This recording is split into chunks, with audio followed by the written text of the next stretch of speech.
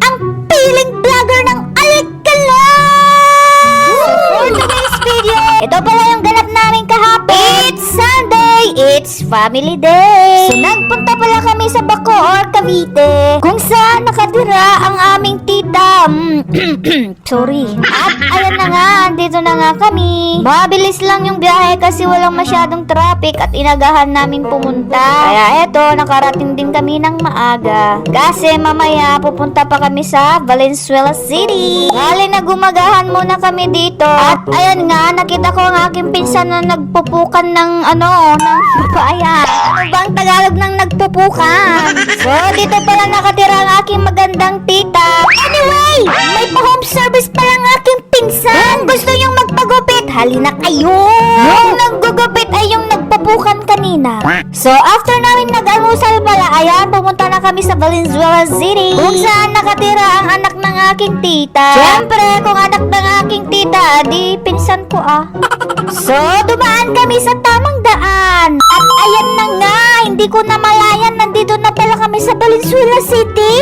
Kabilis naman. Mabilis lang kasi dumaan nga kami sa tamang daan. So, eto na nga, nandito na nga kami. Pero pag dumaan kami sa maling daan, Diyos ko, baka bukas pa kami abuti. Dahil alam nyo naman kung gaano ka-traffic ang EDSA. So, ayan na nga, pumasok na kami. Nag-stop over lang kami saglit sa gwardiya kasi kailangan ng ganito-ganito. So, ayan na nga, nandito na nga talaga kami. First time ko lang pumunta dito kasi nga first time ko garod. Napakabilis ng panahon. Kasi nung nag-a-apply ako pa abroad, nandun pa lang sila sa Cavite noon. Kasama ko sila kasi nga nag-a-apply ako ng abroad, doon ako tumira. So, ngayon umuwi na ako sa Pinas. Ayan! May bahay na sila! Napakasipag naman kasi silang mag-asawa, guys. Kaya syempre, deserve. Bale, nag-stay kami doon ng hanggang alas 3. Kumanta, kumain, tapos inom-inom ng pangbaklang drinks. So, after nun, pumunta kami dito sa sementeryo, kung saan nakalibing ang aking tito, na kapatid ng aking tata, na asawa ng aking tita. Naalayaw?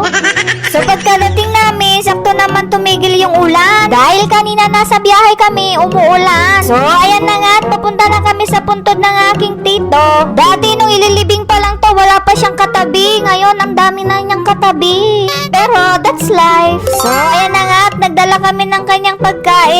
Tapos, nakalimutan namin yung pangtulak niya. Sabi ng aking tita, baka mabulunan. Pero, nasakto naman na may dala kaming royal. Pero may ate, busbusog man ang kulat. Medyo madami naman yung pumunta ngayon, guys. Sigurado sa uno, madaming tao. So, habang kumakain ng aking tito, syempre, nag-selfie-selfie muna kami, Syempre, kinausap namin siya, So, after 30 minutes or 40 minutes siguro, magwa 1 hour. Ayan na nga, tumalis na nga kami at pauwi na rin kami sa Cavite. Bale, dinaan na lang namin ang aking pinsan sa mga sakayan nila papunta sa kanila. So, para mabilis ang aming biyahe, dumaan kami sa tamang daan. At ayan na nga, at nandito na nga kami. At nag-stop over ulit kami saglit sa gwardiya. Dahil hindi naman basta-basta pumasok dito gamin. So, ayan na nga, at nandito na nga kami. Dahil nag-sleep over na kami dito para naman makapag-rest ang aking asawa. 7 hours later, gumising kami ng maaga at kami ay uuwi na sa Laguna. Bale, nagising kami ng alas 4 at kami babiyahe na dahil may pasok pa ang aking kontrakto. Sana all may kontrakto. So, ayun na lang, guys. Thank you for watching.